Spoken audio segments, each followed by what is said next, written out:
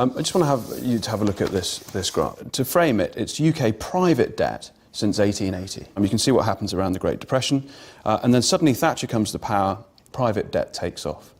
Richard, financial sector, a bloated or a dominant financial sector, its effect, in your view, on the real economy? Well, first of all, it's interesting that the national income accountants, who think a lot about the overall economy, how to measure it and how to, structure the data, they actually have been struggling for decades with the question what to do with the financial sector. Why? Because GDP is actually created by national income accounting by adding up value-added activities. And that's where the financial sector has a problem. What is the value added? And it's been so difficult that essentially the national accounting statisticians have to make up a fictional value and just add it onto GDP and say, okay, we can say that maybe is what the financial sector is doing. Because essentially, there is no value added, there's value extracted. And so really, you need to subtract it from GDP. Has the finance sector, the fire sector, has it become a cost centre? Because is there a sweet spot where it's actually serving humanity, society, and facilitating business? And when it becomes a profit generator in and of itself, it becomes detrimental to the wider world. Start with you. Well, exactly. Even the mainstream textbooks in finance, banking, and macro monetary economics will show banks as financial intermediaries. Now, there's a problem with that. It's clear there is a high price that we're paying for this, what should be a humble intermediation service that's being performed, and the salaries that are being paid are, famously very high, which is very strange if they're just intermediaries. Logically, where does that end up? I think there's a structural problem. That is the concentration of the banking sector. So in the UK, 5 banks account for 90% of deposits, which is one of the most concentrated banking systems in the world. In Germany, those high street banks account for 12% of deposits, and 70% of deposits are accounted for by 1,500 local not-for-profit community banks. There's a general tendency when an organization gets large and larger and larger and gets very big, essentially decisions are made without accountability, and the temptations of power strike. Lord Acton famously put it this way, power corrupts and absolute power corrupts absolutely. So when you have very large banks, and only 5 of them dominating the economy, and through the political mechanism and the already financial sector centered political system and political infrastructure, the City of London having a person in Parliament that is not elected, the remembrance, and all these rights of the square mile as a sovereign state, all these things. And the Queen needs permission to go there, right? Exactly. And so what you will get is large banks only wanting to deal with large customers in order to do large deals. And that's also where you get the large bonuses. Well, we've done a study on the US, which has the biggest banking sector in the world, over 15,000 banks of all sizes and shapes. The very large banks deal with the very large customers, give very large loans. The medium-sized banks give medium-sized loans. Who is lending to small firms? It is only the small banks. Now, the UK doesn't have those. So the structure has become too concentrated, and what is badly needed in the UK is decentralization. One has to break up the financial sector and have much smaller units, because small banks, community banks, are locally accountable. You can't suddenly do a crazy project or big corruption because people see what you're doing. But I think you'd argue for decentralized banking system, wouldn't you? Even though you're a city devotee. No, without a doubt. But because it's anti-fragile. I'd like Richard to comment on this, because I am, and as I'm sure Richard is, but we've had our Metro banks, we've had our Aldermores, we've had our One Savings. Challenger banks, all the challenger banks. We've had Handelsbanken's done a fantastic job, but it's still tiny. Exactly. Now, they will stay tiny. The ones that are UK challenger banks and that are profit-oriented. You know why? Because the moment they get a bit bigger, They will be bought up and they will disappear. This is exactly what happened over the last 100 years. Richard, when you think about inequality in the UK, and it's a hot topic, and you think about, as you'd like the banking sector to be decentralised, flatter structure, more resilient, how do you begin to talk to the public or the political class about achieving those goals? Essentially, if we want to produce something, we need funding, so there's a role for banks in almost everything that's happening in the economy.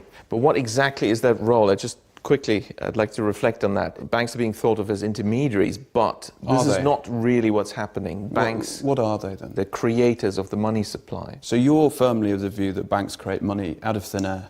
Yes, well, I produced the first empirical studies to prove that in the 5,000-year history of banking. Banks are thought of as deposit-taking institutions that lend money. The legal reality is banks don't take deposits and banks don't lend money. So what is a deposit? A deposit is not actually a deposit. It's not a bailment. It's not held in custody. At law, the word deposit is meaningless. The law courts and various judgments have made it very clear if you give your money to a bank, even though it's called a deposit, this money is simply a loan to the bank. That's true, yeah. So there is no such thing as a deposit. So you think it's poorly and adequately named then? So banks borrow from the public. Okay, so that much we've established. What about lending? Surely they're lending money. No, they don't. Banks don't lend money. Banks, again, at law, it's very clear, they're in the business of purchasing securities. That's it. So you say, okay, don't confuse me with all that legalese. No. I want a loan. I want a loan. Yeah. Fine. Here's the loan contract. Here's the offer letter, and you sign. At law, it's very clear. You have issued a security, namely a promissory note, and the bank is going to purchase that. That's what's happening at law. Put it in layman's terms. What does that mean? It means that what the bank is doing is very different from what it presents to the public that it's doing. How does this fit together? So you say, fine, the bank purchases my promissory note, but how do I get my money? I want, it's a loan. I want 200 grand, right? I don't care about the details, I want the money. The bank will say, well, you'll find it in your account with us. That would be technically correct. If they say, we'll transfer it to your account, that's wrong, because no money is transferred at all. It's already from in the bank. Anywhere inside the bank or outside the bank. Why? Because what we call a deposit is simply the bank's record of its debt to the public. Now, it also owes you money, and its record of the money it owes you is what you think you're getting as money, and that's all it is.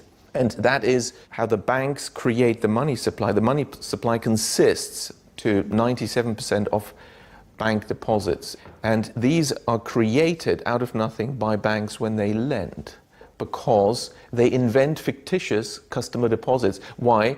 They simply restate, slightly incorrectly in accounting terms, what is an accounts payable liability arising from the loan contract having purchased your promissory note as a customer deposit, but nobody has deposited any money. I wonder how the FCA deals with this, because in the financial sector you're supposed to not mislead your customers.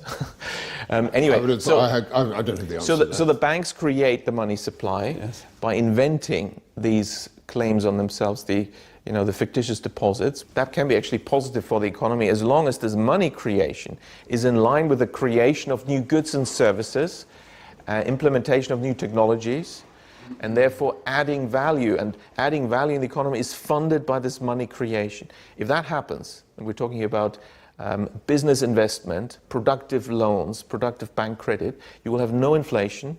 These loans can also be serviced and repaid, and you have a stable economy without problems and with low inequality. And so countries that achieve this, that the banks lend mainly for productive purposes, whether it's Germany in much of its 200-year history, or in the last century, the East Asian economies where bank credit was largely for productive purposes, then you find. But there's two more cases. I quickly need to point them out because that's the contrast. But just clarify that inequality is significantly lower? Lower, yes. Inflation is low? Yes, and you have stable growth. And the real economy thrives. Is booming, yes. That's when bank credit creation is focused on productive lending for productive purposes. As opposed to speculation and asset price. As opposed to, there's two other types. If banks create credit for consumption, it's obvious what's going to happen. You suddenly have more money created and more demand for goods, but it's the same amount of goods and services. So you're creating consumer price inflation. That's well understood. and central banks are watching that a little bit. And what's but the third thing? what's less well understood is, and what's the biggest in the UK, it's probably more than 70% of all lending, actually way more than that, is bank credit creation, so money creation for financial transactions, for asset transactions, for purchasing ownership rights. Now then you have a problem. Why? Because you're creating new money, but you're not creating new goods and services. You're simply... They're constant, aren't they? You're giving somebody new purchasing power over existing assets, and therefore you must push up asset prices. So this, you can draw a chart where you show, you know, asset prices, land prices, property prices in the UK, and it will match very closely as I've shown in Japan and other countries, and that also creates the inequality. So when the banking sector has focused too much on unproductive lending, and in the UK it's dominant. It strikes me that what you're telling me, and tell me I'm wrong, is that lending, in order to get round this deposit/loan situation, needs to be categorized. You're right, exactly. Is that right? That's right. We need to look at where the money is going. That makes a whole world of difference. Okay. So if money bank credit is extended for productive purposes, you're fine. You get a good economy, no inflation, and financial stability. And also, you don't have this inequality problem. And do you think there should be different capital ratios towards each? Capital, the whole Basel capital approach doesn't work. Why? Because it's premised on the idea that banks are just financial intermediaries. But they're not. They're money creators. We need bank regulation that recognizes reality of how the banks actually operate. So what you're saying, this is a regulation problem? Clearly, yes, it's a regulation problem. That's right. We need different regulation. And the only regulation that actually has succeeded in history, and we have good data for the 20th century in particular, in preventing asset bubbles and banking crises, which are all driven by this bank credit for financial transactions. You know, leads to this asset boom. And it's a game of musical chairs, you know, you have to play it. It's rational to play it while the music is playing, which is how asset prices are driven by ever more bank credit for financial transactions. The moment it stops, asset prices fall, you get the first bankruptcies, banks get risk averse, the whole thing goes into reverse and banks go bust. But you can avoid this, and the only regulation that has succeeded in avoiding this is guidance of bank credit. Simple rules. The simplest form of bank credit guidance is to simply ban bank credit for financial transactions. It doesn't mean financial transactions are bad. No, let the speculators speculate and let them even borrow money, but not from banks. That would make a whole world of difference. Who do they borrow it from? Well, they can issue bonds or, you know, borrow in the markets, whatever they want. But that's risk reward. But they shouldn't get access to the public privilege of money creation, you see. I know what you mean, yeah. And that creates the problem, that creates the boom-bust cycles. But in some countries, they've succeeded in preventing this asset inflation. Which ones? Such as Germany, without even credit guidance, by having a banking structure, a banking system that's dominated by banks that don't want to do this financial speculation in the first place. These are the community banks. So Germany was 70% of banking. What do you call the Landesbanks? Being, no, not the Landesbanks, the smaller ones, the 1,500 Volksbanken, Raiffeisenbank. Okay. They're actually the main banks in Germany. There's so many of them, each is small. And they lend mainly for productive purposes to small and medium-sized enterprises, the Mittelstand, which has been the backbone of German economic success for the last 200 years despite wars and disasters, has only been successful because they also have their local small banks funding them all the way through.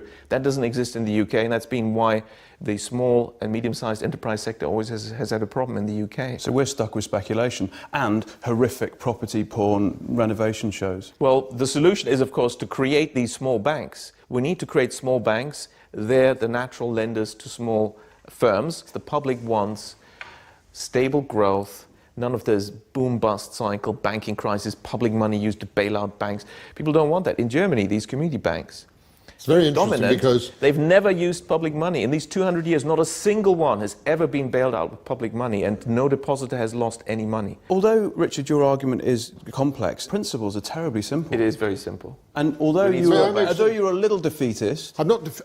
maybe I'm defeatist, but I like it. But it's just the idea of, how can I put it? Go on. Getting through the regulatory, they are so reluctant. But that's why it is hard work. But that's why we got you in. We're gonna have you as the ambassador. I have to say, this has been brilliantly explained. Has the UK got a finance curse? Is it a trick question? Because the UK doesn't have finance. The City of London has, and it's not part of the UK. Good answer. Good answer. Easy. It's international, he's right.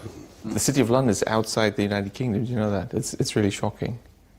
And therefore, it's also not part of the EU, which explains although it couldn't be part of the EU because you have to have democratic elections, and the City of London doesn't, right?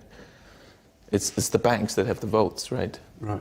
Per staff, the Is that voting fact? I system. never knew How that. do you start unpicking this puzzle? I never knew. That's a very useful piece of And information. of course, it's not part It's of a the pretty dangerous piece of information. And it's not part of the UK because the Queen is not allowed to enter without permission. She's not the sovereign, therefore it's not part of the UK. And of course, that's since 1688, I have to make a note of since the foreign invasion.